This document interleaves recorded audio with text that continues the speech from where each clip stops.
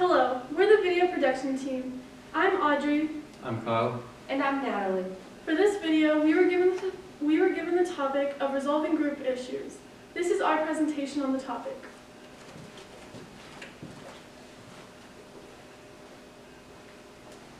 When working in a group or team, it is important that everyone can work together for the team to function.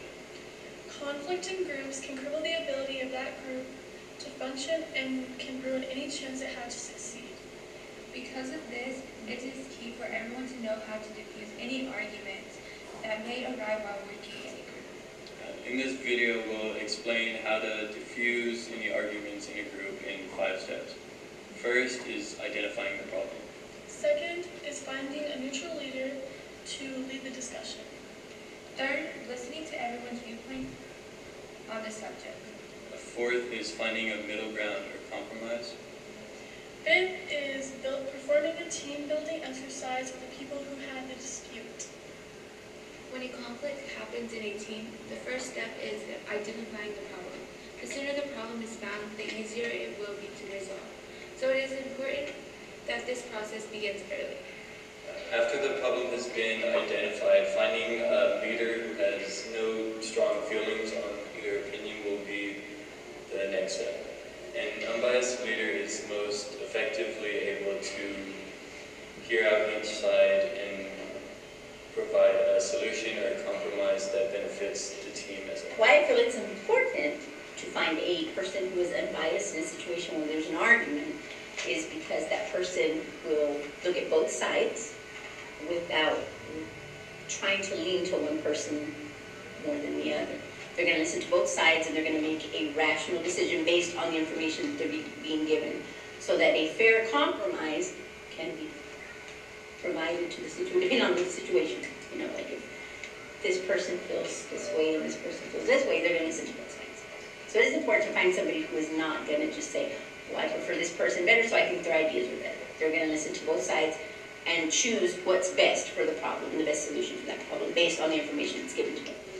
When working in a team, everyone needs to be able to give their opinions for a group to function their best. Because of this, listening to everyone's point of view on the matter can allow for the best solution to be found. It is also important that everyone remains calm during this process.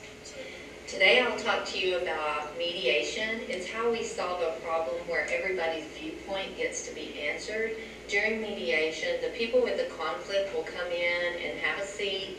I'll be the person that will address the questions, and each person talks to me.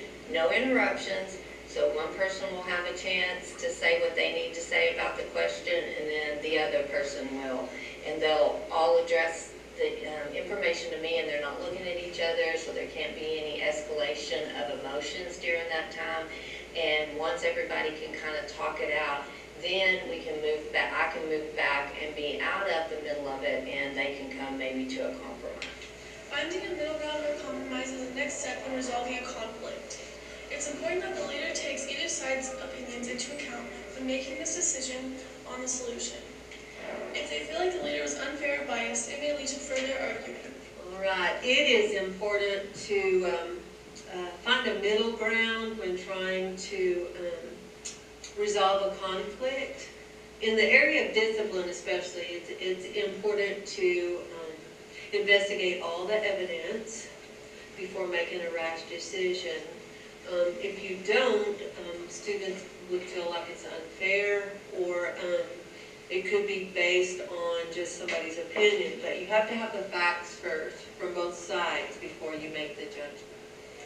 After the conflict has been resolved and both parties have had a few days to cool down, a team-building exercise may help prevent future arguments. The organizer of the event could put the two people who had the dispute together to allow them to learn to work better together and become more friendlier with each other. Before you walk out the door, you have to make sure that the group has come back together. You make consensus on whatever your final decision is, but you probably want to do some type of activity to recognize the strengths of the group, strengths of the contributions, and possibly do something to do some team building to make sure when you walk out the door, everybody's solidly behind the final decision.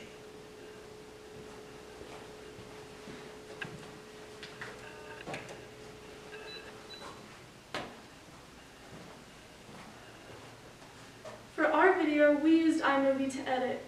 To edit, we used transitions, cropping, and various camera shots. We all had our own part in the video making process. I was the script writer. I was in charge of filming and editing. And I was in charge of the storyboard.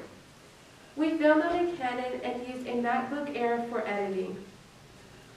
Thank y'all for watching. That's it.